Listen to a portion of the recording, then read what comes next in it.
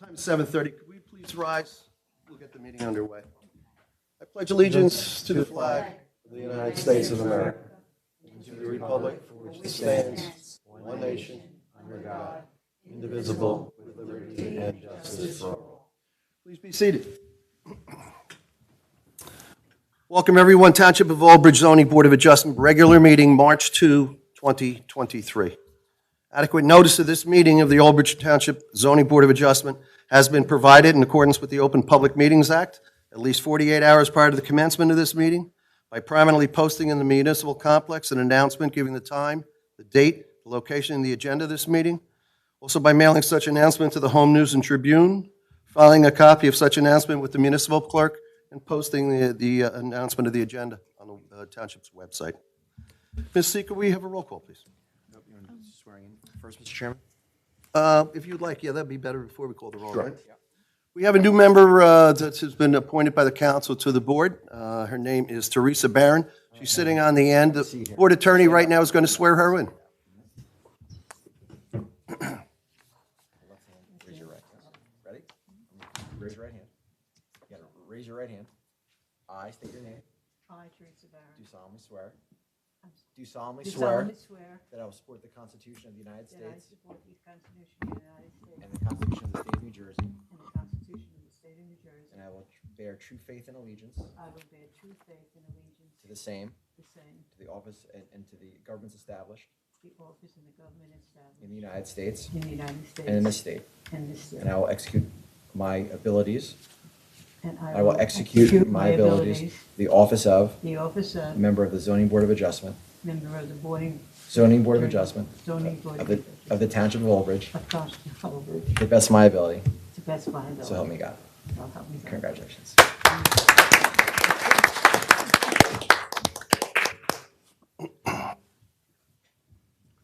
Thank you, Mr. Dasty. Thank you. And we welcome Ms. Barron to our dais this evening. Ms. C, could we have a roll call now? Chairman Sullivan. Here. Mr. Connor. Here. Mr. Stoner is absent. Ms. Chevalier. Here. Mr. Scogno. Here. Ms. Andrews. Here. Ms. Testaverde. Here. Mr. Izzo. Here. Ms. Barron. Here. Mr. Dasty. Here. Ms. Shapiro. Here. Ms. Sawant. Here. Myself, Ms. C. Thank you. Thank you, Ms. C. Just a matter of a couple of housekeeping issues. If anybody's going to speak tonight, particularly as a witness, please speak directly into the microphones. They are directional, and if you don't stand next to them, you're not going to be picked up. We are broadcast live on OBTV 15, the cable station here within the township, and also YouTube Live. You can rewatch this meeting at any time. I think it takes a few days to get posted up onto YouTube, and you can review it should you ever want to. We thank everybody for being here this evening. If you have a copy of the agenda, the first application, 66-2020Z Medina Majid, has been adjourned. That will be with renotice. No date has been set as of yet. If you're here on that matter this evening, it will not be heard. We are going to move right on, and the first matter we're going to hear this evening is 52-2021Z. It's RD Management Corp. F. This is EDO 3 zone, block 16004, lot 53, frontage on Route 18 at Foxborough Drive, seeking major preliminary and final site plan with C&D variances. Kenneth Pape, Esquire, representing. Sir. Good evening, Mr. Chairman. Not on. Okay. You gotta press the button. There you got it. You got green. Good evening, Mr. Chairman, members of the board, board professionals, and public. Kenneth Pape, on behalf of RD Management, your applicant this evening. This application was presented to the board in 3 prior hearings, and this evening, with the arrangement was that it's summation only followed by vote. I do know that there's one member of the public who has asked to make a 2-minute statement. I have no objection. I defer entirely to you as to how the procedure of the board. A public comment was closed, so, Mr. Chairman, it's certainly up to the board, I but see no reason to reopen the public portion. Mr. Chairman, I promised the gentleman that I would make the statement on the record. Understood. So, if I may, the applicant came before the board the first time we were here, one administrative, Are there 7 qualified members this evening, Counselor? 1, 2, Yes. 3, 4, 5, 6, 7. And all qualified? Well, has Ms. Barron? Ms. Barron would not be a voter. Oh, I'm sorry, I miscounted. Everyone else, there are 7 members. All members of the board have reviewed the transcript or the public hearings. Thank you for making that part of the record. This application was first presented in September. We then went to December, and we concluded in February. And as the board is aware, the application was presented through considerable testimony. There were 5 professionals who presented testimony: Michael Pucci, a design engineer, and John Ray, a traffic engineer, Jason Tronco, who was a planner and a landscape architect, Stuart Johnson, who was an architect, and Allison Coffin.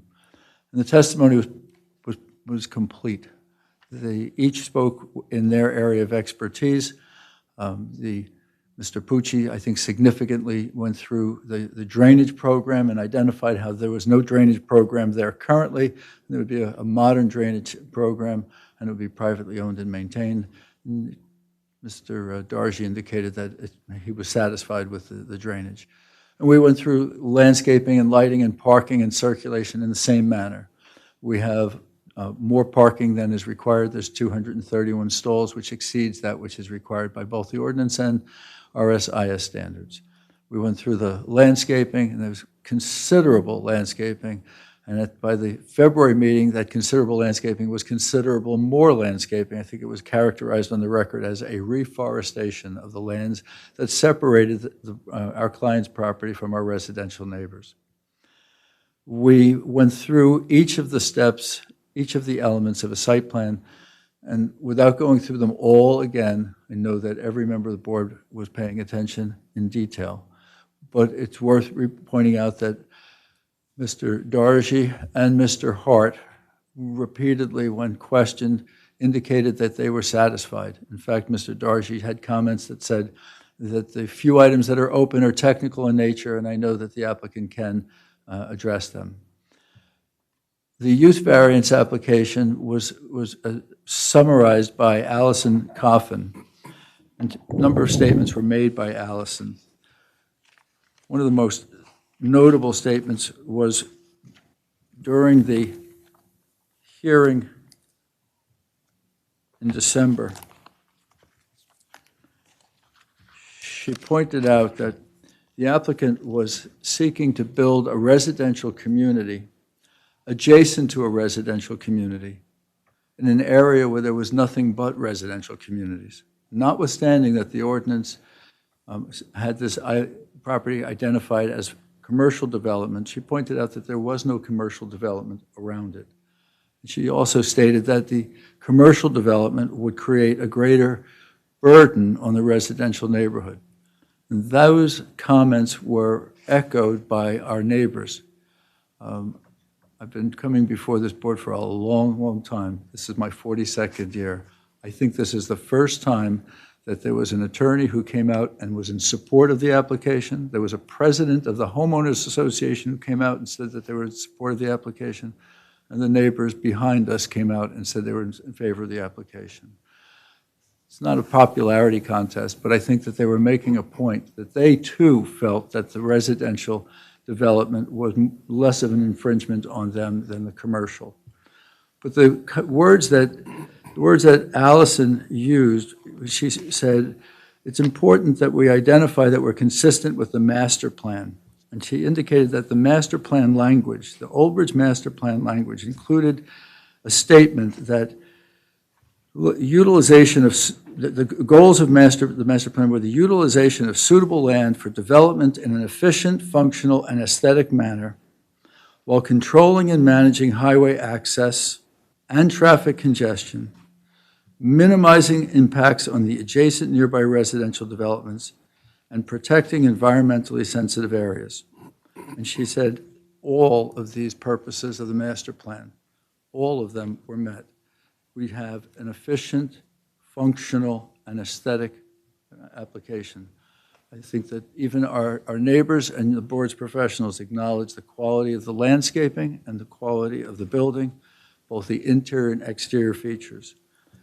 When we worked with the neighbors to address their concerns with the driveway on Foxborough Road, we were certainly working to avoid congestion and minimizing the impacts on the adjacent neighborhood.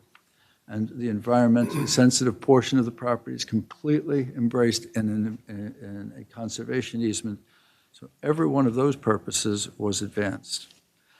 Along the way, our neighbors asked us if we would do three things. The attorney placed it on the record and then followed up with us. They indicated that their support was conditional.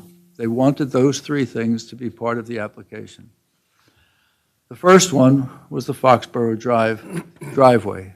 And initially, we tried to use geometry and signs and design to control that driveway.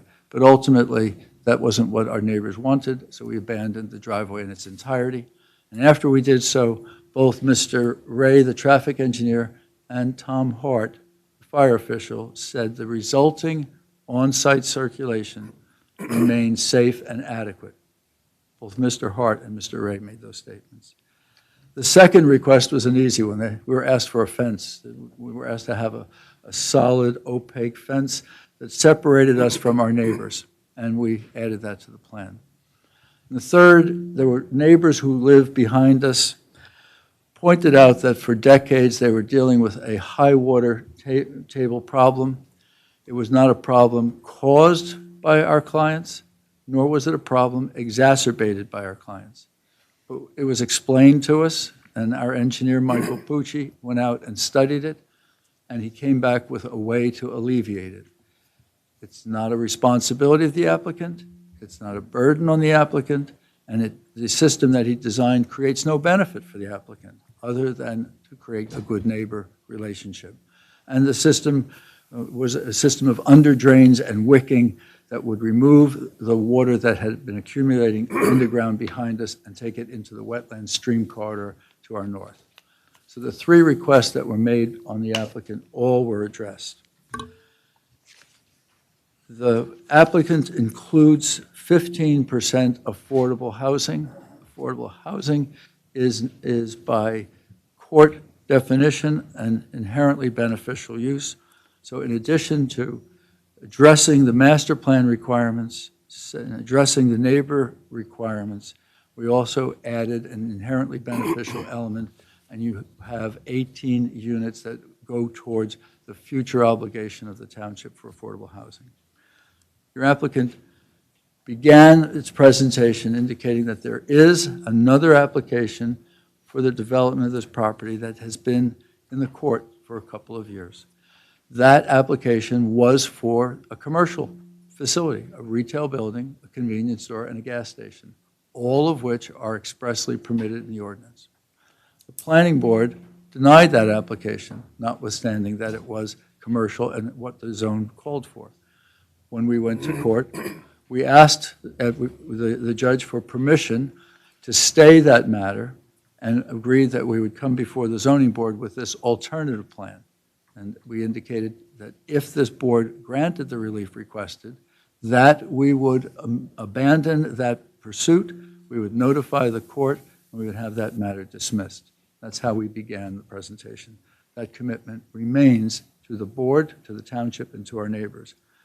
Mr. Chair and board members, I appreciate that you've given me the opportunity to do a summation. Chose not to go through the myriad details that we shared with you over the 3 months that we presented the application. I think that all of that was sufficiently addressed by both the board and the board's professionals. Your applicant's commitment is to complete the application exactly as was presented. And all of the commitments that were made to the board and the township remain a part of the record. I'd ask that the board consider the application favorably. Thank you. Thank you, Mr. Pape. Before we do, I'm going to ask the board if there would be any comments that they have. I have a prepared statement that I'm going to read. I'd like to thank the applicant, RD Management, their attorney Kenneth Pape, and all the professionals that appeared before this board in support of the application. I'd also like to thank the many residents of Foxborough Village HOA that sat late into the nights in our chambers to hear and be heard with reference to this matter. I will refer back to you in short order. The board also thanks our board attorney, Christopher Dasty, as well as all the township professionals for your writings, your advice, and counsel in assisting the board to come to a final decision. This application seeks use approval to build one multi-story building containing 120 residential apartment units upon Block 16004, Lot 53 of the township's tax map. This location lies in the EDO, the Economic Development Opportunity 3 Zone. Residential use is neither a permitted or a conditional use in that zone. Besides the D1 use variance, the application seeks associated bulk variances and waivers, along with a major preliminary and final site plan. From the onset of this application, the board was informed that a pending matter concerning two previous applications was pending in the Superior Court of Middlesex County. We were further informed that should this present application be approved, the matter before the court would be dismissed. That information was repeated by the applicant's attorney at each of our hearing dates. Those matters before the court were the result of two denials, I believe, by the planning board, not by this board, of this township. While I have never read the transcripts of either application, personal knowledge that I have indicates that each of those applications involve commercial builds that are permissible in the EDO 3 zone, and therefore would be handled by the planning board. My understanding is that the board in that matter requests the applicant to reverse the site plan as to the location of the two entities, the two commercial entities. Apparently, I don't know what happened, but apparently the applicant refused to do that, and the application was denied. While each application that comes before the zoning board must be judged on its own merits, it becomes difficult to dismiss the knowledge that was brought forward by the attorney for RD Management, and therefore I consider it relevant when I might apply it to the implication of hardship. On the record, at one of our hearings, I commented, I'm confused as to why this matter was before the zoning board when permissible builds could be used on the site. I cite now from Township Ordinance 250-38-1, Section B, subsection 1 through 5, some of the permitted uses: retail sales and services, retail food establishments, banquet facilities, bank and financial offices, business offices, medical offices, personal services, recreational facilities, and a host of others. All would be less intensive uses and less intrusive hours of operation. As I mentioned before, public portions were held at all the hearings on this matter. In total, 18 people spoke under oath. Some of those people spoke at more than one hearing. I want the public to know that your comments are a permanent part of the record and that the board has taken note of all. Some spoke on behalf of this application, some spoke against, and some hoped that the land would remain in its status quo or existing state. This board must now decide whether the proofs put forward justify the granting of a D1 use variance. We know by the writings of the township professionals, and I refer to a review offered by Venus Sawant, township planner, Rakesh Darji, professional engineer, Timothy Kalui-Kalana, professional planner, and Brian Proska, professional engineer, dated February 1, 2023. That in a part, EDO zones were established and residential was specifically excluded from the principal, accessory, and conditional uses, end quote. The memo also opined, quote, the proposed use as a multifamily apartment development is inconsistent with the recommendation contained with the master plan and zone plan. See page 4, paragraph 3, under section entitled Variances. I therefore disagree with the findings of the applicant's planner as to the findings of special reasons. I do not see this as an inherently beneficial use, nor do I see the municipal land use law advanced by this proposal, nor would I agree that the site is particularly suited for the use. While no claim of hardship was cited, I would also dismiss such claim with respect to multiple permissible uses available on this property. The granting of this use variance would amount to rezoning by variance and thereby controvert the legislative wishes of our governing body, the Township Council. While I took no inference at a quid pro quo when reminded of pending litigation before the court, I would assume the applicant would seek remedy in the same court should this application be denied. For all the aforementioned reasons, I cannot support the approval of this matter. Any other board members wish to be heard?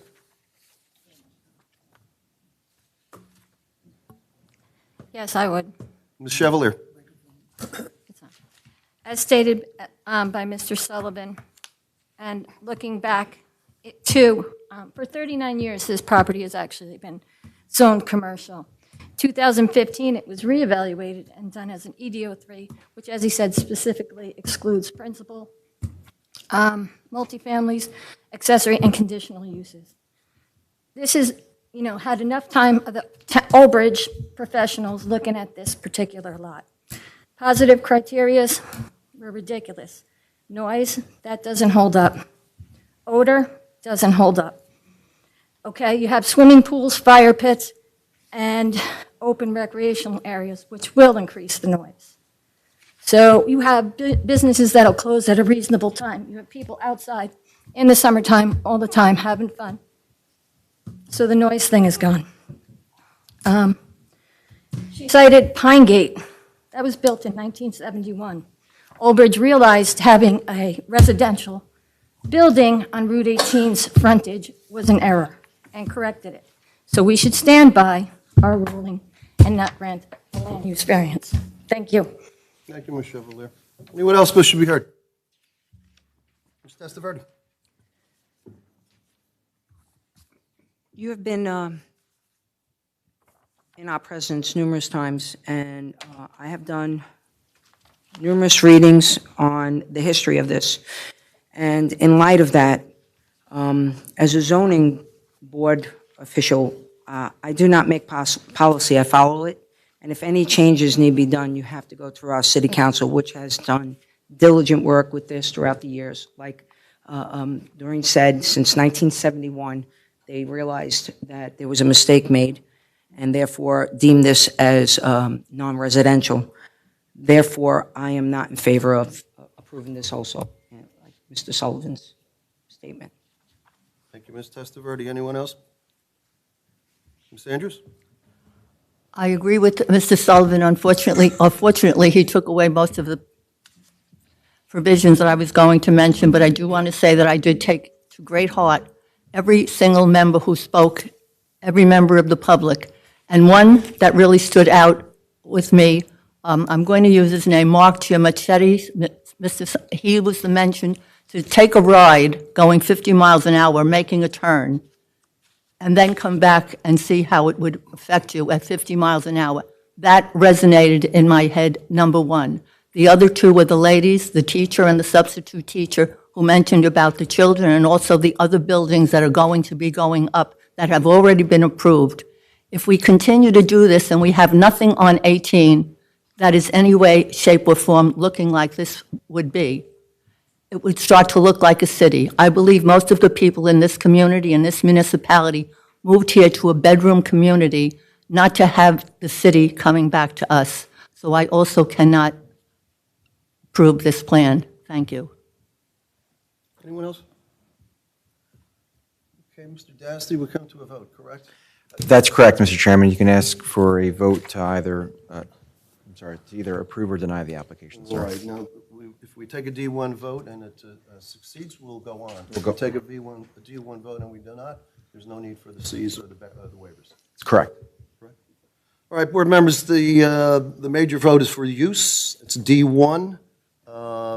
This is a residential component in the EDO zone, which is not permissible.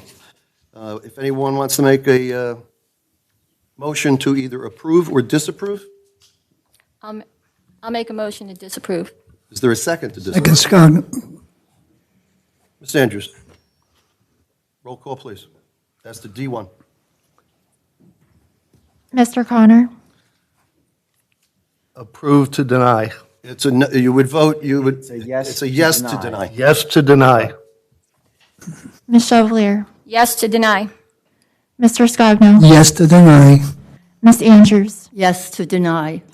Ms. Testaverde, Yes to deny. Mr. Izzo, Yes to deny. Chairman Sullivan. Yes to deny. Mr. Pape, thank you once again, and all your professionals. Mr. Chairman, board members, thank you all. Good night.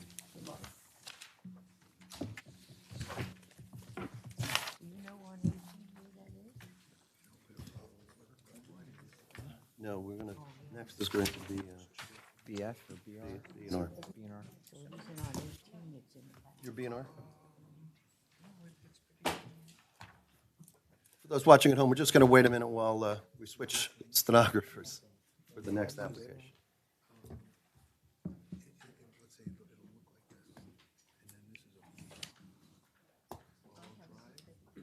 Take your time.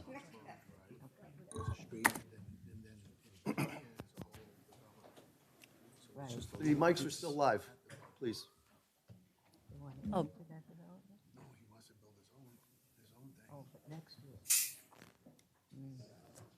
That's a bad area. Okay.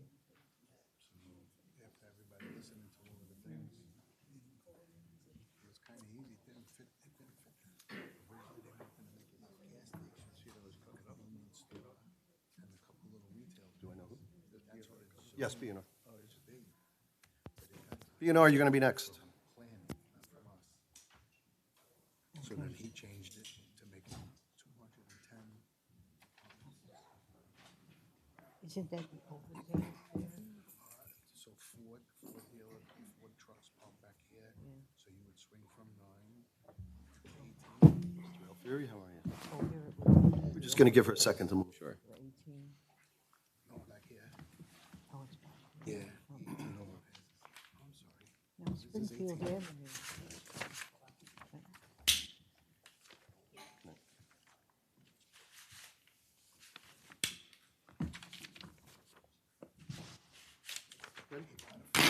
Our next application this evening is 07-2022Z, B&R Gas Inc.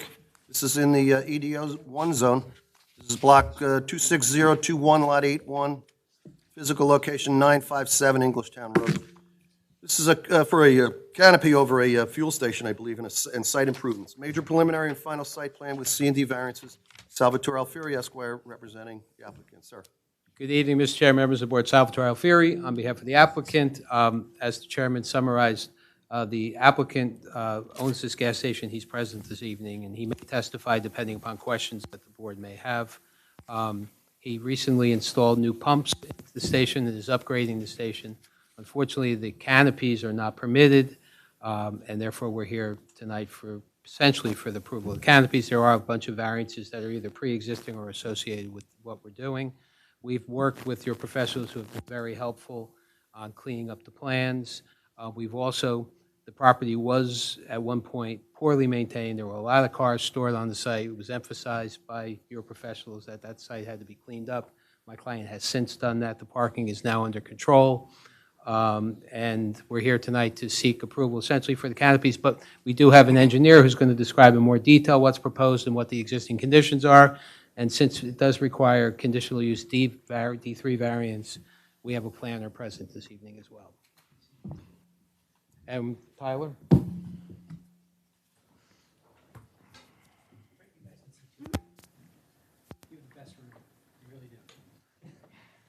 Just need sunglasses. Brand new.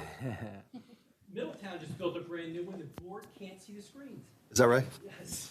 So you've done well. We can owe it all to Ms. Shapiro, the township engineer. Tyler, we're going to have you sworn in. Sworn at and swear you're in, sir. You raise your right hand. You swear affirm to testify truth in this matter before the board? Yes, I do. And can we have your name, sir? Tyler Vandervalk, Vandervalk, employed by Hauser Engineering, business address 1141 Greenwood Lake Turnpike in Greenwood, New Jersey. Mr. Alfieri, I'm going to ask you to do something for me. We have a brand-new board member. Would you have him go through his, thanks very much. I would appreciate that. Oh, yeah, and we're seeking to have you qualified as a professional engineer. Would you place your credentials on the record? Sure. A bachelor's in civil engineering from New Jersey Institute of Technology, licensed as a professional engineer in the state of New Jersey. No problem. License is current and in good standing, and I have been accepted as an expert in engineering on hundreds of occasions. Thanks. We'll accept it. Ms. Barron, Ms. Barron? Oh, I'm sorry. That's okay. What that was is when witnesses come up, just for your edification, when the man on the right that I'm looking at is the attorney, and of course, this is one of the witnesses in the application. He's a professional engineer, and what we asked him to do was put his credentials on the record, meaning his background, what he's licensed as to do, et cetera. So all witnesses would get placed under oath that way by the attorney, and then they would testify, okay? Just to fill you in on the procedure. Okay, thank you. I'm sorry, Mr. Alfieri. Oh, no problem, thank you. So Tyler, the plan that's on the screen right now is your site plan? Yes. Okay, can you describe for the board where this property is located and what is currently situated on the property? Certainly. So the subject property is a third of an acre, 14,512 square feet. It's a corner lot. It's located at the intersection of Englishtown Road and 4th Street. The site is located in the Economic Development Opportunity Zone. The property is surrounded to the west and north by single-family homes, and then to the south by residential use with associated business. And then located across the street to the east, we have another maintenance repair shop as well as the fire department. Englishtown Road is County Route 527. It's got a speed limit of 35 miles per hour. It consists of a single travel lane in each direction with minimum shoulder width on each side. Subject. While you mentioned the county, Yeah. if the board were to approve this application, we would have to go and either get a letter of no interest and/or an approval from the county, Middlesex County as well. Yes, certainly. Okay, sorry, continue. The subject property is currently developed with a 2-bay maintenance garage and has for some time. Associated small office area as part of that garage, maintenance business.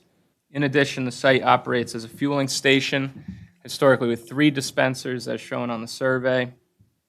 The site is accessed by means of 3 two-way driveways. We have 2 located along Englishtown Road and a third on the side street. The site is largely paved, resulting in a green space ratio of 7%. The service station is a conditional use in the zone. However, several of those conditions are non-compliant in the current condition. And part of the reason we're here tonight is that will continue to be the case. The applicant has previously made some recent updates to the property for the fueling use. Specifically, the underground storage tanks were replaced with updated double-walled tanks with the appropriate sensors and alarm systems. In addition, he replaced the old dispensers with new dispensers. This was all done under building permit application. However, he would like to continue to improve the site, and that's what brings us here tonight. There are variances introduced as a result. Some of the improvements that are proposed include a canopy. I'm going to see if my laser pointer can actually show up on the lit screen. It does. So you see right in the center of the site, we have the canopy proposed. That will be over top of the dispenser islands, which are located down the center. So we have a kiosk located between 2 pumps. Essentially on the bottom here, we have a diesel pump and then a blend pump. So this, despite it being 2 dispensers, is really only 2 fueling positions, 1 on each side. And then similarly, we have a blend on the north side as well of the kiosk for 2 additional fueling locations. Again, this kiosk and dispensers were recently put in. This is just a matter of installing the canopy over top for protection. And the canopy, as we're aware, is intended to help shield from weather conditions. Of course, New Jersey being the last state still having full-service fuel. Someday that might change, maybe not, but regardless, whether it's the attendants or whether it's the customer themselves, it keeps them out of the weather. It also provides for lighting. It's shown on the second sheet, but the locations are also shown here. You can see these 8 squares that are spread around the canopy. Those are actually fixtures beneath the canopy that will light the area. If you drive by today, it's somewhat dark, specifically in that center because most of the lighting is around the outsides of the property. So this will also provide some additional lighting specifically for that area. As mentioned, in addition to the canopy, we're proposing some new lighting on the property. The lighting fixtures today are very old styles, some of them at an angle, which can be a distraction to drivers. So what we're doing is we're replacing them in similar locations to the current pole locations, one here to the northwest, and then further down closer to the building, and then a third located to the southeast corner. And these fixtures will be modern LED fixtures, completely downward facing, and recessed into the housing so that we don't have any glare. In addition to the lighting, we're proposing to stripe the parking lot. As was mentioned previously, there has historically been an issue with the number of vehicles that have been stored or parked on site. So by striping and repaving, we'll be able to help regulate that a little better. And while you're on the subject of parking, one of the comments in the professional report that if the board were to grant this approval, tandem parking would be prohibited, and the applicant would agree to that condition? Yes, that is correct. We are compliant with the number of parking stalls provided. We're providing 11. I believe, if I recall correctly, 10 is the requirement. And then we're providing a few additional stalls over by the refuse area. Again, not proposed to be striped necessarily, but where additional vehicles could be parked that are awaiting service or that provide a space while moving one vehicle out of the garage and moving another one in. It gives an opportunity for some additional space there. And the interaction of those two spaces with the refuse container? Yes, so the refuse enclosure is another improvement that's proposed here. If you look at the street view on Google, I'm not sure if this is the case exactly today, but there was a dumpster located towards this northerly entrance, just sort of out loose on the pavement. So what we're providing for is an enclosure that will actually shield that from the public view, that will dress up the site nicely, not to have to see the garbage. And the issue being raised now is how does the pickup service access that if there's a vehicle in front of it that's awaiting service. The key here is that it's a private pickup service that's employed, so what they're able to do is coordinate the time that that comes, and they'll have to make sure that it's clear in order to be able to pick up the refuse. Other improvements include some refreshed landscaping.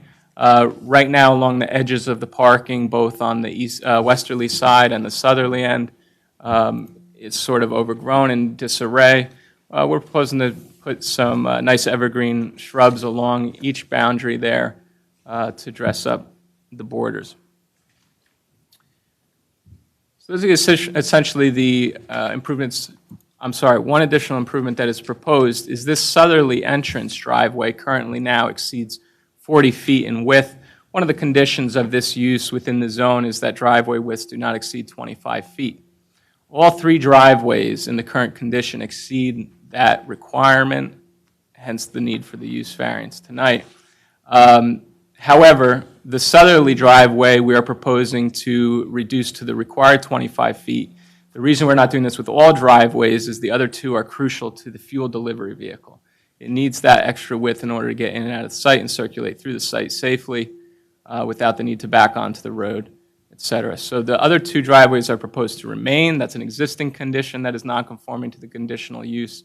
But the third driveway further to the south will be improved to meet the 25 feet. As mentioned, we have three existing non-conforming conditions of that conditional use. We have structures within 25 feet of English Town Road. Historically, we have a dispenser which was only about 12 feet from the right-of-way line. That has since been removed as part of the recent updates, and that will remain absent from that location. All three will be located further back from the road outside the 25-foot requirement. That being said, the edge of the canopy will be 21.4 feet from that right-of-way rather than the 25 that's required. Due to the current constraints on the site, such as the lot depth and the location of the current building, we're unable to push that back any further. But we do recognize that that 21.4 is an improvement over the historic 11.7, or approximately 12 feet that was for the pre-existing dispenser. We talked about the driveway widths. That's the other non-conforming condition as far as the conditional use. And the final one for the conditional use that's not compliant is that we require, I believe, to have 20,000 square feet for this use in the zone, where we only have a little over 14,000 square feet. And again, that's an existing condition, and we can't do anything to increase that. There are various technical comments contained within the most recent report, which is dated March 1st. You've had an opportunity to review those comments. Can you agree that as a condition of approval, you would address the technical comments to the satisfaction, excuse me, of the board professionals? Yes, I see no issue there. That's all we have of this witness, Mr. Chair. Thank you, Mr. Alfieri. Ms. Shapiro? Yes, thank you. There's just one comment that I didn't add to the memo, and the no parking along the top corner of the property. If you could just call it out for the striping so I could see it. There's no detail on the plan, so I just want to see that you're calling it out. The southern driveway on County Route 527, first of all, I'm going to defer to everything on 527 to the county.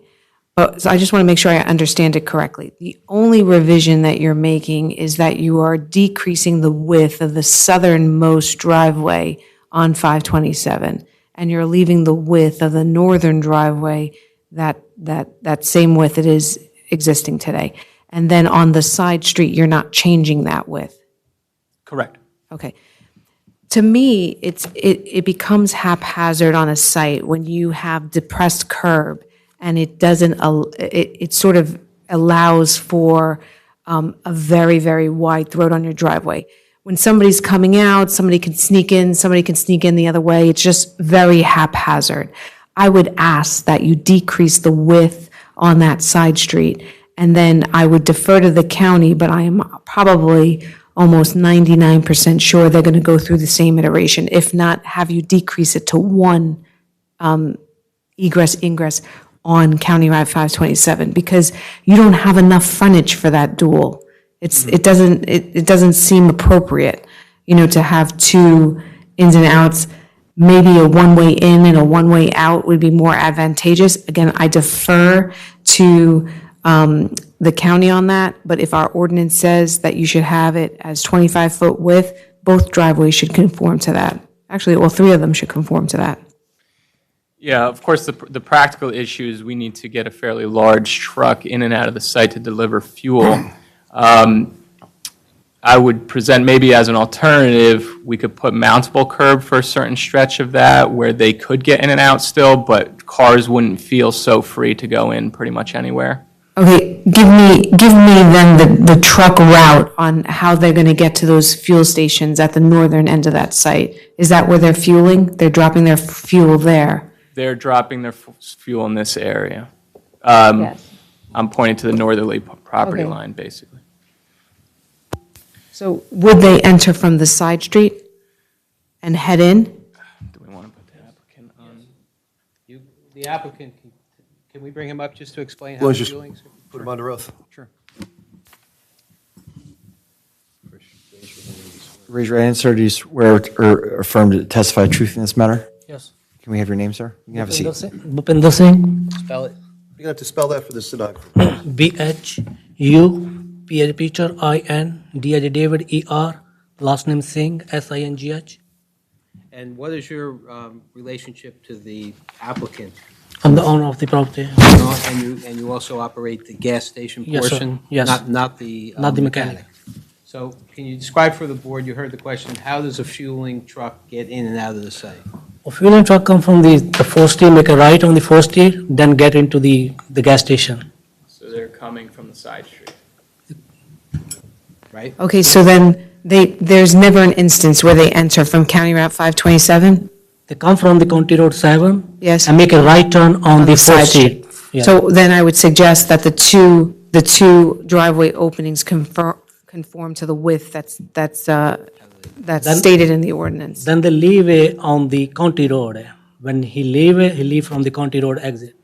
And they circle back north? Yes. Yeah, so they're doing a full circle here. That's Maybe why you- they need the extra width. They're coming south on the county road, turning right into 4th, making a left into the site, stopping to fuel, and then continuing through to English Town Road, making a left. Okay, but 20 feet of that 40-foot on County Route 527, from what I'm seeing there, looks to be sort of fronting that canopy. So he's not going to go anywhere near that 20-foot. So I think 25 feet, if you make that opening 25 feet, you're then, even that 5 foot is probably in the frontage of that canopy. So I don't think with that canopy up, he's going to be anywhere near that full 40 feet. Again, other than me actually running the model here, I don't think I'd be able to necessarily convince you in words, but the trailer for the So then truck- what I would suggest, if the board was to take a vote tonight, then I would suggest as a condition of approval that I have a turning template for a fueling truck to see if that's adequate. But we agreed that 25 feet would be for the southern driveway, and then if we don't feel it's adequate, then you would button that up to 25 feet on County Route 527. Again, these are the same comments that the county's going to have. We'll shrink it up as much as we can, given the diagram that we send you. Yes. That's fully acceptable, yeah. That's fair, yes. Thank you. You have nothing else, Mr. Chairman? No, that's it, thank you. Okay. Mrs. Swan, do you have anything for the engineer? Mr. Alfieri, I know the last time we had talked, I had raised the similar concerns because I have a feeling the county might want you to reduce it to one driveway. Did you have a pre-application meeting or anything? Have you reached out to the county? So I had made multiple requests, and unfortunately, I don't do a lot of work typically in Middlesex, so I think they might have disregarded my name, not knowing who I was, but I did not hear back. So I think we got to the point where we just need to submit the application because they were not responding. I mean, we will be happy to reach out to the county and set up a meeting because I think it's critical to find out. And that's one of the comments I had is if that changes, if the two driveways becomes one, then the site circulation changes and the layout changes. And that's why I had made that initial comment, but I'll be happy to coordinate with you and get a meeting from the county. Our intention was that immediately after tonight, we're going to file a formal application and then let them handle it that way, rather than... I mean, I'm sure the county would still anyways want a meeting, so maybe I can just reach out to them tomorrow and then we can work it through. We would certainly agree as a condition of approval, if granted tonight, that any meetings or applications that we file with the county, we'll make sure that the board professionals are advised and participate. I just want to remind the applicant that should the board act favorably on the application, that Middlesex County is one of the outside agencies that require approval prior to us signing final plans and prior to you getting a building permit to put up the canopy. So Understood. that's like critical path. Understood. So the other comment I had is because I just noticed when this memo was we converted it to PDF, the highlight around the landscape area moved. So it appears as if I'm asking you to landscape a central parking stall. But what I meant is the last spot, the area close to the right-of-way. I know it's not a parking stall, but I would suggest that you add some landscaping there so that it screens the cars or the parking area that is there. I had some... Yeah, so I have no issue with that. We're talking about the southeasterly corner here. We were just basically marking off a portion where you wouldn't have a car parked going into the sidewalk. Instead of that being paved and striped, we would put an edge of pavement there with a landscape island. And I know there was a comment about the lighting, and I think you can address that during compliance plan stage. Well, so there was a question on a waiver for lighting being below 0.2-foot candles at the intersection, right? Our lighting plan doesn't take into account, it's taking into account our proposed fixtures, but not the street lighting that's across. I realized that, yep. So There either is we a can request the waiver tonight in light of the fact that probably don't need it, or are you suggesting that we measure what's out there and combine it with what we're... So Nicole, I had checked, there is a light across the street. Yes. So I know that the driveway is not going to be the way it is when we add up to the foot candles. So would you be comfortable with waiving? I'm comfortable with the lighting because, you know, and Vina and I have talked about it before, like our ordinance in some cases is too high when it comes to intersection lighting, and it's, to me, in some places is a bit too low. So we're going to follow, if I follow IES standards, we're looking at 0.9 for pavement, and at intersections 2 seems extremely high. So even though our ordinance says that, I don't think that there's a waiver situation involved if we take into account the light across the street. It meets IES standards, illumination engineering standards. Anything else, Ms. Swan? That is all. Board members to my left? Mr. Rizzo? Your south, your delivery truck comes in from the top. Yes. Is there a chance, and he's going to exit on the other top? Yes. Now, if he's a lengthy truck and you're in a nice intersection, I'm unfamiliar with the area, so I don't know how busy that intersection is. Is there a way that the fuel truck could exit the south? Since he's a lengthy truck, not to try and merge into traffic, to alleviate accident or something, is there a way to utilize? Right, so the issue is if he, and I'll point this way because I think you could see over here, if he comes in from 4th, and you're talking about him coming down here? To exit, yes. Yeah, so even if he was to maneuver past the canopy, which I think is tough because he's stopping the truck over here, and then he's got to do this wiggle, for maneuver. lack of a better term. But even if he could, he's trying to go back north. He's trying to get back to 18. So now he's too tight parallel to the road to do a full 180 swing. Whereas coming from 4th, he's already angled in that bend towards the roadway, and now he just has to complete a 90 rather than a 180. So that's why that's the turn that he makes. Gotcha. Little thought. Yeah, for reference, this is right across from the firehouse on Englishtown Road. If you come over the top of 18, if you're coming to the south, it would be the second gas station. Because the first one that's a canopy. It would be the second one down opposite.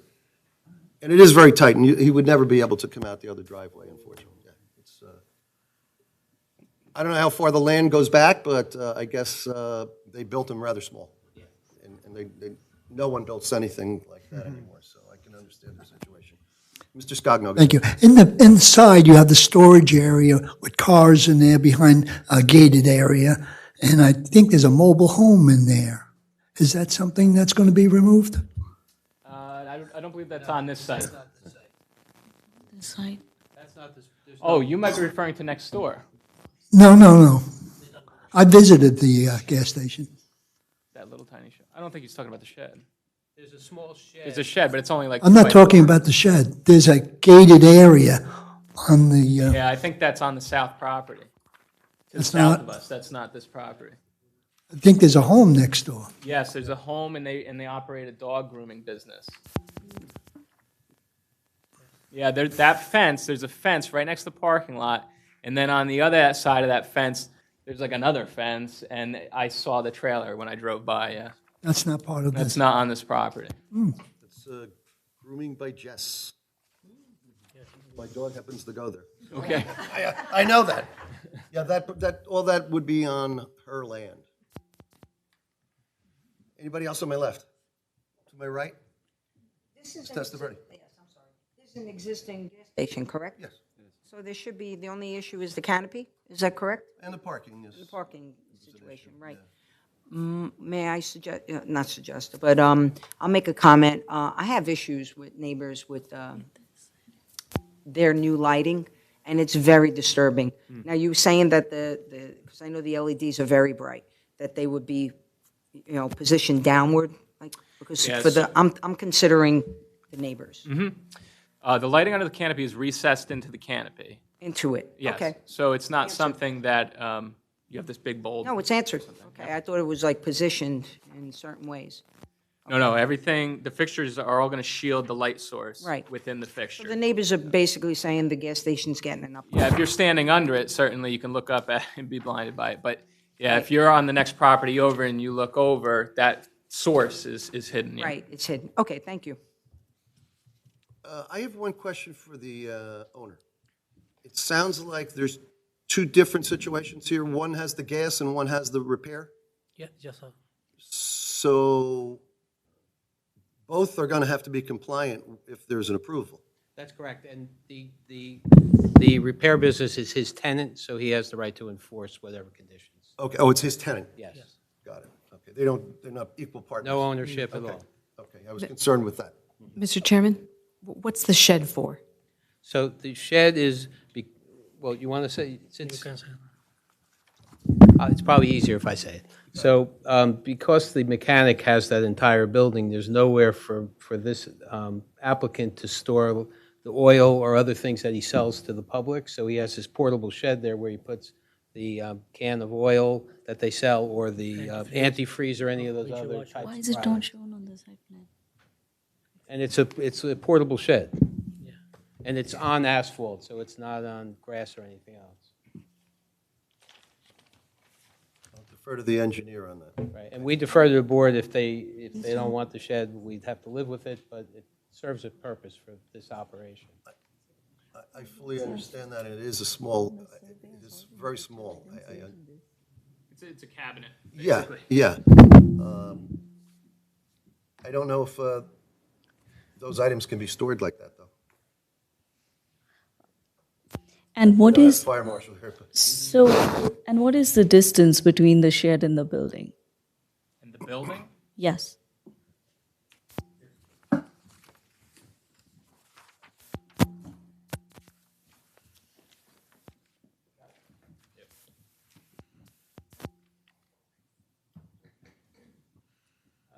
shed to the building is 9 feet. I mean, I would suggest that probably expand the building, do an addition to the building, and take the storage inside rather than keep it as an accessory structure. When I had seen the aerials and I had seen the photos from the site visit, I knew it was there. For some reason, I thought that shed was being removed. But I know that we have requirements in our zoning ordinance for accessory. The state of New Jersey. I am the principal of all things planning and development in South Brunswick, New Jersey, right here in Middlesex County. I'm a proud 1984 graduate of Madison Central High School, and I've driven past this site on 360 different occasions on my way to Jonas Salk Middle School in 1979 and 1980. So I completed my studies at the Blaustein School at Rutgers University in 1992, and I've had the pleasure of keeping my license for the last 30 years. I have testified before more than 90 planning and zoning boards around the state of New Jersey, including this one, though about 15 years ago. I was before the planning board about 6 years ago. Mr. Alfieri, we accept. Thank you. Thank you.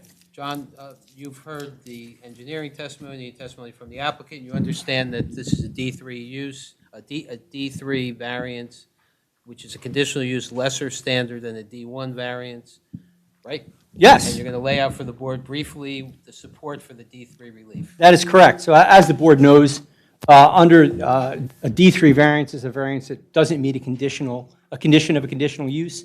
It's a lesser standard under what is called the Coventry decision, Coventry v. Westwood, where our requirement is to show that the site remains suitable even though we don't meet these three conditions that are in play here. So, and then further, we'll need to show that approach doesn't, that we further the purposes of municipal land use law, and then, of course, that we won't substantially impair the purpose and intent of the zone 14 feet in the air. It's not something that's on the ground. And then finally, the driveway openings, and we are certainly improving one of them down to the 25-foot requirement, and it sounds like we will make substantial improvements to the other two as well, working with the county. And I'd be more than happy to get involved and help out any way we can with the county as well, as I have been working here for the last 30 years. So we think that that's appropriate. We do have a bulk variance required for the facade sign.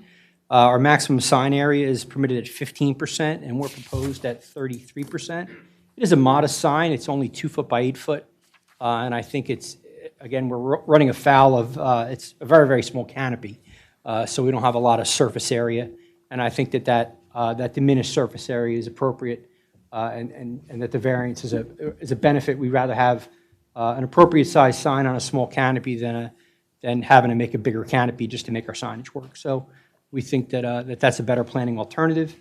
In terms of some of our conditions or our existing conditions for lot area, driveway, and the building setbacks, and it's impossible to avoid the front yard setback to have a canopy of sufficient size that it serves its function. In terms of the advancement of the purpose of municipal land use law, I submit to you that there are two. G, to provide sufficient space and appropriate locations for a variety of agricultural, residential, recreational, commercial uses, both public and private, according to the respective environmental requirements to meet the needs of New Jersey citizens.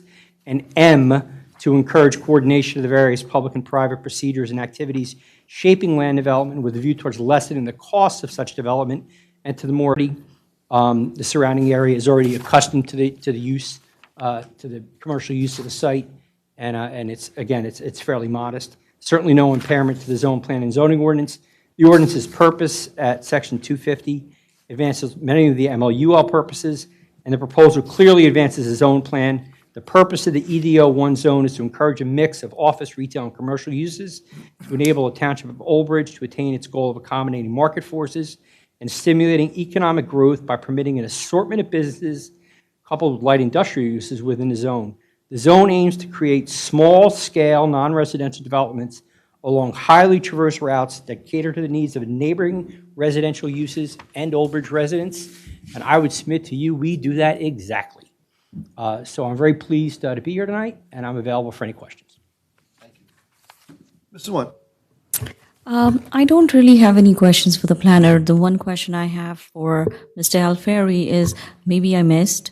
I heard you say that there will be, you will agree to a condition that there will be no tandem parking. For conditional use, because it's already there, so they're not looking for a use for it, it's existing, but technically it has to, because of the canopy, we have to give it a D3 variance. Someone in favor of moving for D3 conditional use? Connor, motion to approve? Is there a second? Chevalier, second. Roll call, please. Mr. Connor? Yes. Ms. Chevalier? Yes. The bulk variances are listed on page, bottom of page 6, top of page 7 of the board planner's engineering report. Do you need to highlight any of those, Ms. Sawant, or no? No, I think we're good. As listed? Yes. As listed, Mr. Yes, Alfieri? Okay. yes, as listed in the. All right, as to the Cs, someone want to move them to the bulks? Chevalier will move it. Is there a second? Okay. You can vote, Mr. Izzo. I second. Okay. Roll call, please. Mr. Connor? Yes. Ms. Chevalier? Yes. Mr. Scogno? Yes. Ms. Andrews? Yes. Ms. Testaverde? Yes. Mr. Izzo? Yes. Chairman Sullivan? Yes. And we have design waivers, right? Yes, sir. Okay. They are enumerated on Page page 7. 7. Someone want to move the design waivers? Testaverde. Is there a second? Chevalier, second. Chevalier seconds. Roll call, please. Mr. Connor? Yes. Ms. Chevalier? Yes. Mr. Together. Second. And it's second by Ms. Testaverde. Roll call, please. Mr. Connor? Yes. Ms. Chevalier? Yes. Mr. Scogno? Yes. Ms. Andrews? Yes. Ms. Testaverde? Yes. Mr. Izzo? Yes. Chairman Sullivan? Yes. I think that Thank you, does it. everyone. Thank you. Mr. Alfieri, thank you and your professionals My for your pleasure. presentation. Sir, thank you for coming. Thank you so in. much. Good luck on your business. Thank you.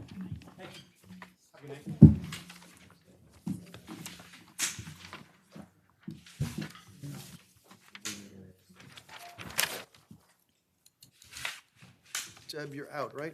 Okay, we'll give you a moment.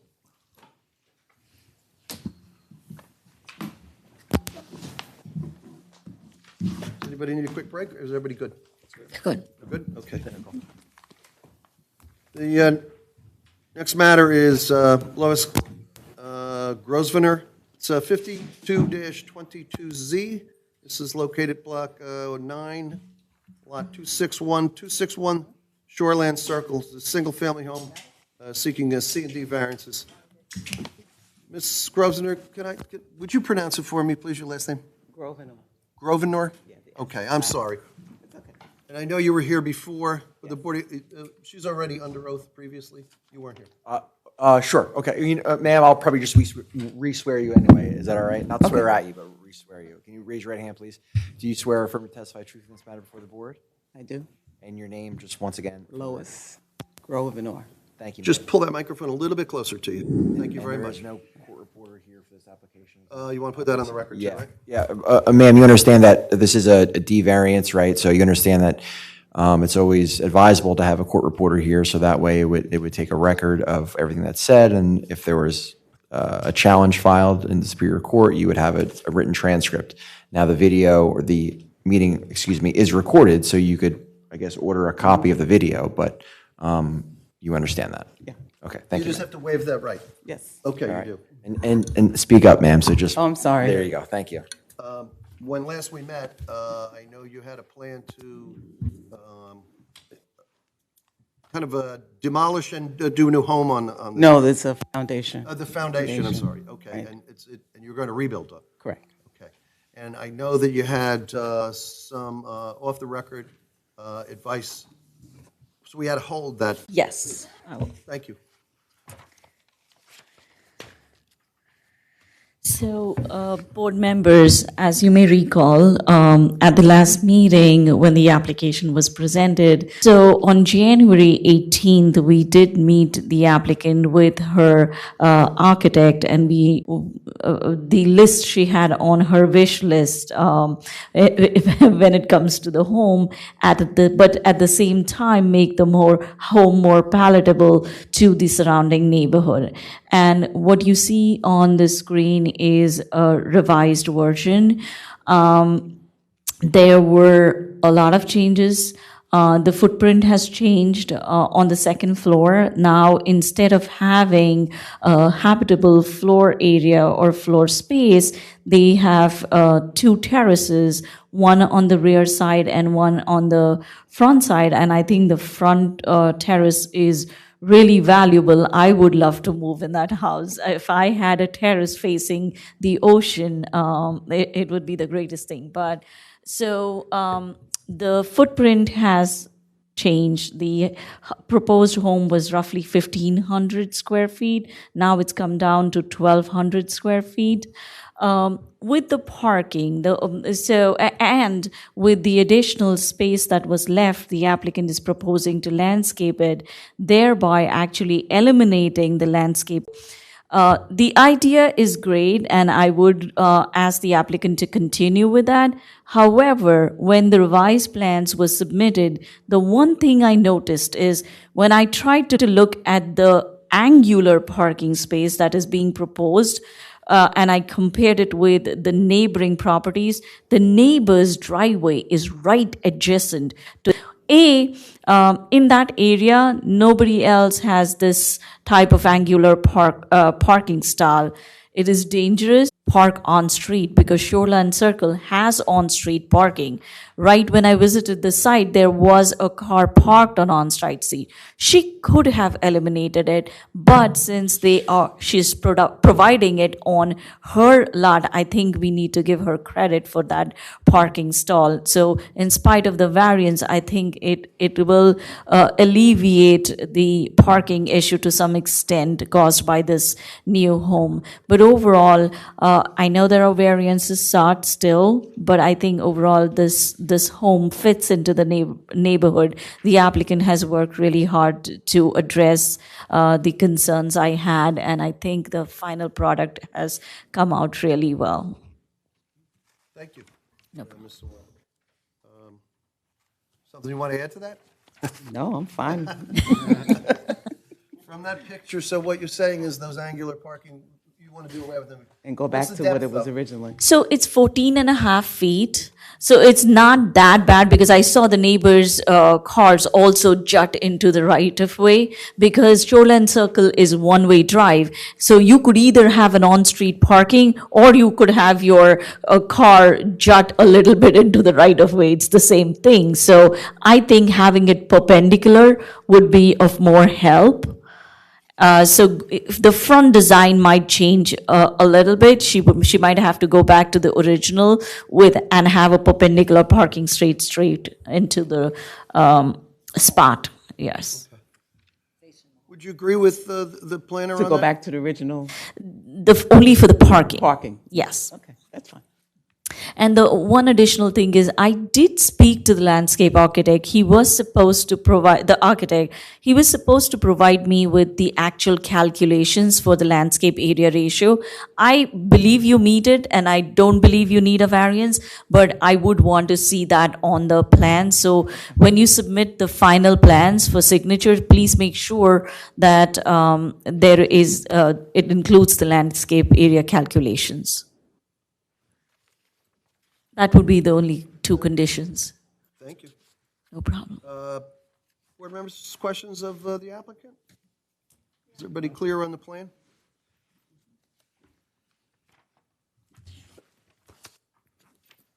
The parking, I think, was the biggest problem. And looking at the new set of plans, I agree with what you said. Yes. It looks beautiful, and it's if you have that terrace up top, it's pretty nice. Yes. Front and back, yeah. It's good views. Anything else you want to tell us, ma'am? No. All right. I'm going to open up a public portion, see if anybody agrees or disagrees with This is 52-2022Z. This is at 261 Shoreline Circle. Does anyone here want to speak about this matter? Please come forward, and before you step up, turn that microphone down into you a little bit. Yeah, there you go. Board Attorney's going to swear you in before you testify. Do you swear affirm to testify truthfully in this matter before the board? I do swear. All right, can we have your name, please, ma'am? Ms. Wilson, what is it you would like to tell the board?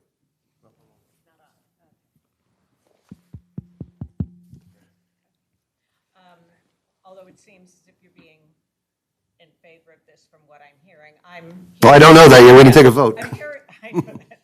I live about 100 feet or so away from the site, and I'm very much in favor of this plan. That lot has been empty and neglected for quite some time with just a foundation on it. The building is not much larger than what had been there before.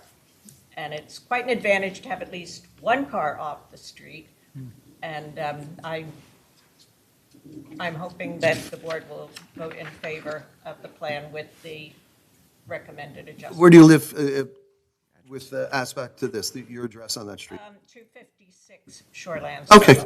But the numbers don't run the way they. Right. So I'm only like 2 houses up. And you certainly speak in favor and probably help the neighborhood out a little bit too, right? Yes. And it seems in keeping with a lot of the other, I also own one of the houses that have gone up, as we call it, with the 2 terraces and so on, and I think it will fit in style-wise as well. Thank you for your commentary, ma'am. Thank you. Thank you for appearing here tonight. Anyone else on this matter want to be heard? No? No one in the courtroom? I'll close the public portion.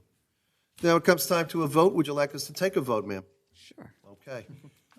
What we have here is a floor area ratio issue, correct? So we have a D4. If the D4 goes through, then we would, we have bulks. And is there any, yeah, and design waiver. Correct? Correct. Okay, thank you, Mr. Dasty. As to, this is a D4. D4. Floor area ratio. Someone in favor of moving that? Connor, motion to approve. Is there a second? Testaverde. Testaverde seconds, roll call, please. Mr. Connor? Yes. Ms. Chevalier? Yes. Mr. Scogno? Yes. Ms. Andrews? Yes. Ms. Testaverde? Yes. Mr. Izzo? Yes. Chairman Sullivan? Yes. Then we would go to the bulks. Can we do them all? You do them all at once, Mr. Chairman. The bulks are set forth on Vina's report on Page 3. Page 3, sir. As to the bulks, someone want to move them? Chevalier, move it. Is there a second? Izzo, second? Roll call, please. Mr. Connor? Yes. Ms. Chevalier? Yes. Mr. Scogno? Yes. Ms. Andrews? Yes. Ms. Testaverde? Yes. Mr. Izzo? Yes. Chairman Sullivan? Yes. And then we have the design waivers. Design waivers are on page 4, sir. Design waivers as listed on page 4 of the memo. Someone want to move them? Connor, I'll move it. Is there a second? Second, Scogno. Thank you, Mr. Scogno. Roll call, please. Mr. Connor? Yes. Ms. Chevalier? Yes. Mr. Scogno? Yes. Ms. Andrews? Yes. Ms. Testaverde? Yes. Mr. Izzo? Yes. Chairman Sullivan? It's quite an undertaking to build a home, and I give you a lot of credit. So, yeah, my vote is yes. Thank you I wish so you- much. wish I you the best of appreciate, luck. I appreciate all your input. So we're saying we're going to go back to this. You'll have to get all your appropriate permits, and you'll get a resolution for the next meeting. The next meeting, I'll share it with Vina, and Vina, if you have the applicant's email, you can share it with her for a draft before it goes out. Okay? And I want to thank everybody for their input. You're quite welcome. Thank you for Thank you. thank you for making the community better down there too by trying. moving on an open lot. It's my Best of luck. dream. All right, thank you. Okay, everybody, we're going to move right through the next one. And the final for the night. This is 54-2022Z, Arthur Lessler. This is the R20 zone, block 13001, lot 50. The physical address is 5 Leanne Court, requiring C&D variance for a sunroom addition. Sir, you are, I am Arthur Lessler. Board Attorney will swear you in. You're going to be How you testifying. doing, sir? Raise your right hand. You swear or affirm to testify truth in this matter? Yes, Can we have your name again, sir? Arthur Lessler. Thank you, sir. Have a seat. And you are here for a D variance. And maybe you heard what we explained to the previous applicant. Certainly, it's always beneficial to have a court reporter here if you were, if you Yeah, no, I waive that. waive that. All right, thank you, sir. All right, so A1 is going to be, A1 is going to be the rear of the property. A2 is going to be the rear of the property with the tree. Make sense? All right, because they're the same photo, but there's a tree in one of them. All right? And I'm going to pass these down to Mr. Want.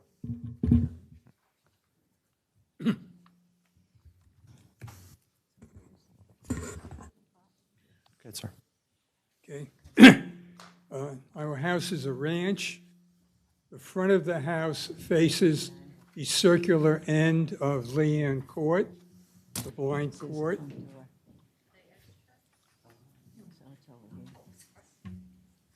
The rear of the house faces another street. Ellen, I think it's called Ellen Circle, although it's not a circle. Yep, same thing. So what we want to do is replace this rather unsightly deck, which is about, it's as old as a house. I believe it's about 24 years old. We want to replace it with a sunroom.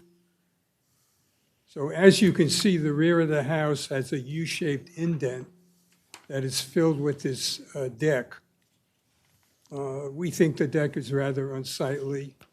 We really have no practical use for a deck in that location with that size.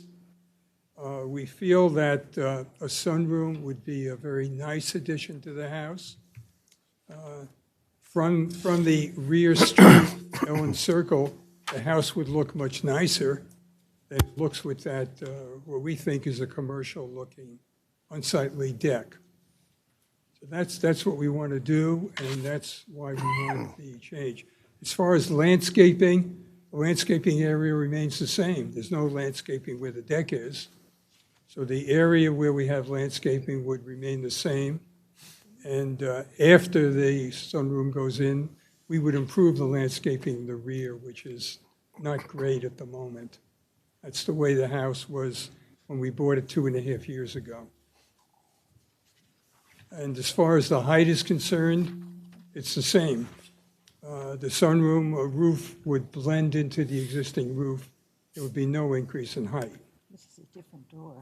So the only significant change is in the floor area, which goes from .168 from what I read in the planner's report to a .20 something. So it's not a very big increase. And so we think it would improve the neighborhood in terms of what you see from the rear. Although from the street, you don't see that much. We have some very big trees in the rear of the property. From the front, there's no change. This photo I'm looking at here, can you see that? Yeah, that's the deck that we would like to. This is A1. This new sunroom would occupy that entire area, It correct? would occupy the entire area. Would it be any further going out than the deck? 3 feet. 3 foot. Because right now, that deck is very long and skinny. So we want to add 3 feet to improve the proportion. And would it go above the roof line? No, it would not. And I guess this gentleman will tell us how that's going to be built out, right? Yeah, Mr. Adams will answer whatever. Let me just ask you questions one the question. board Is this home under homeowners association? Do you, There is no homeowners. well, that's what I'm asking. Yeah, there is none there. Go ahead, sir. You're going to be sworn in first. Sir, we're going to swear your right hand, just, there you go, thank you. Do you swear affirm to testify truth in this matter before the board? I do, yes. Can we have your name again, sir? Brian Adams. And what affiliation do you have to the property? I'm the technical director for 30 years since I moved over from the other side of the pond. I've held that position. That's why they asked me to come over here. So I do everything, organise the drawings, manufacture, everything that to do with the sunrooms under my direction. I was going to say, I heard a technical director, but of what? What's the name of the company? The whole company, where the technical stuff comes under my umbrella. Yeah. Right. What is the name of the company, though? Oh, sorry. I do apologise. Not a problem. New Jersey Sunrooms and Additions. Thank you very much. You've been here before. I have been here I know. before. You remember? Yes. Of course. What do you want to tell us about it? Mr. Lesser has explained everything, I think, quite admirably as to the conditions and everything. You asked about the roof lines. Obviously, we can enclose that U-shape piece, which has got that, in your words, unsightly deck there. And it will be the roof lines will come down on a slope at each side. And they'll have crickets built around the roof to disperse all the water away, so there'll be no problems with any pooling or water penetrations. Crickets? What a cricket is, it's like not, you've heard of dormers, it's a structure that goes, it blends two roof lines together.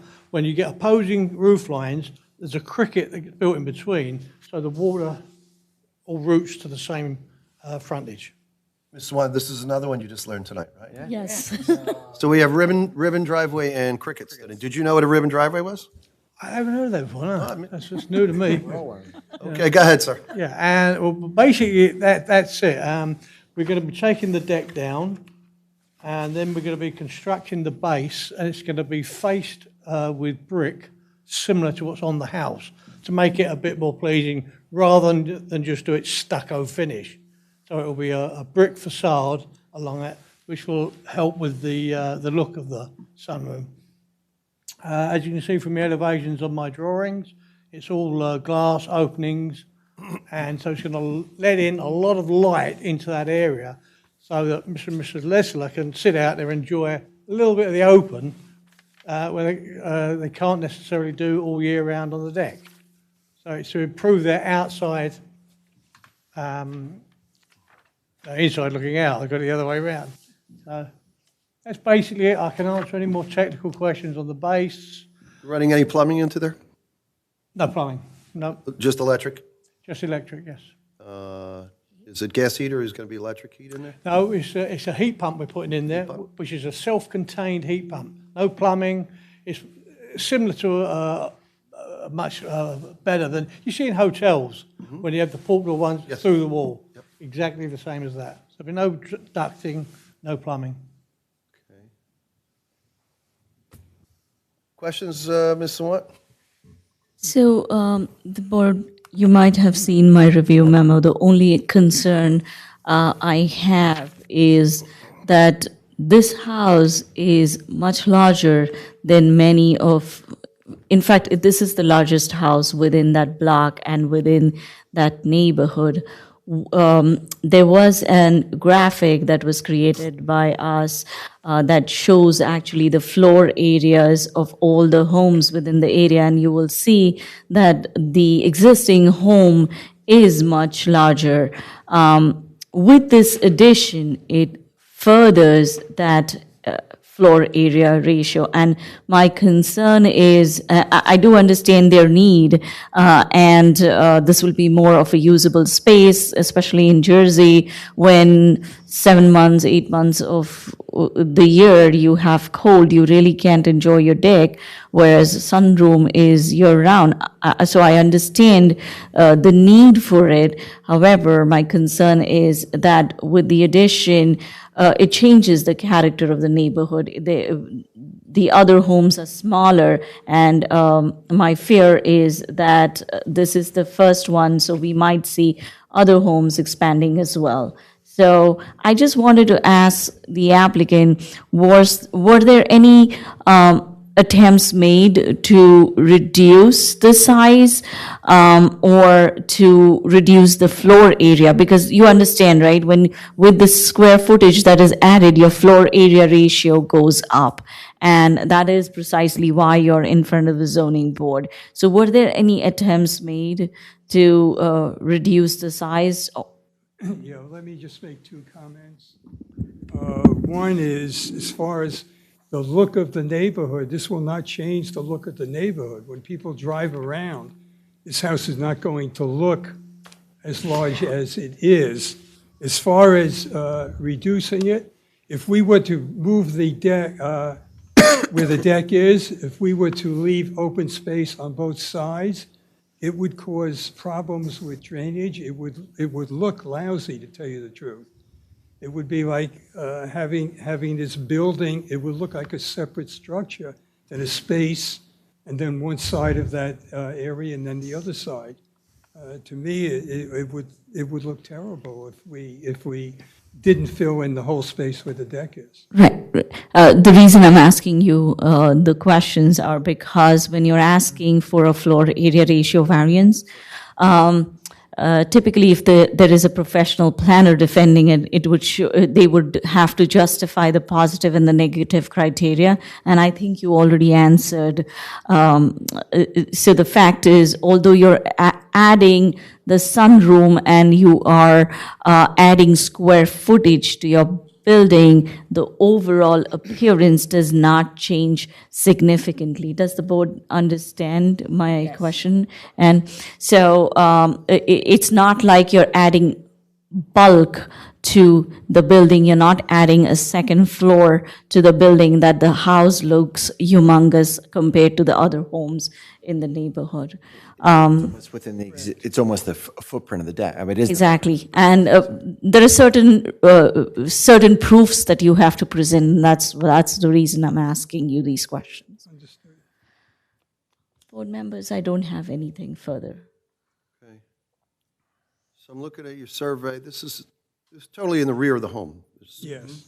And is there woods behind you, fences? What goes out to the? Can I answer that? Just because, yes, the lot is unique. It's a through lot, which means that it has frontage along the front and the opposite side. So although the sunroom is on the rear side of the building, it's also within the front yard. So there's Ellen Circle, and then there's the Lean Court, right? So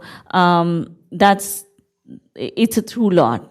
And looking at your diagram, that's a unique lot in that neighborhood. Correct. I don't think any other property fronts on essentially two streets, has two correct. front yards almost, yeah. That is correct. It is the only one, Chairman. Yeah. Okay. Let me ask the board if they have any questions, okay? Any questions of the applicant or his? You had mentioned brick.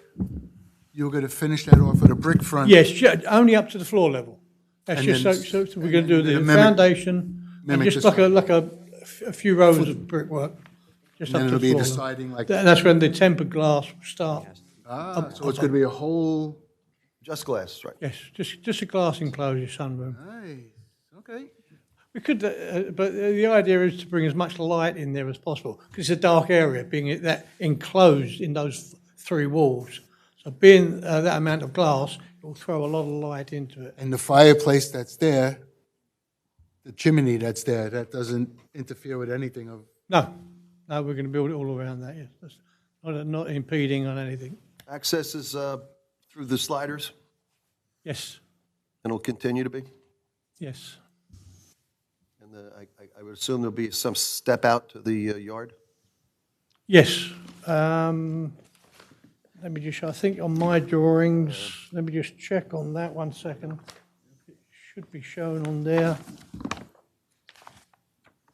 On page A5, you'll see that obviously that's where the doors are going, to the left-hand side, near the corner.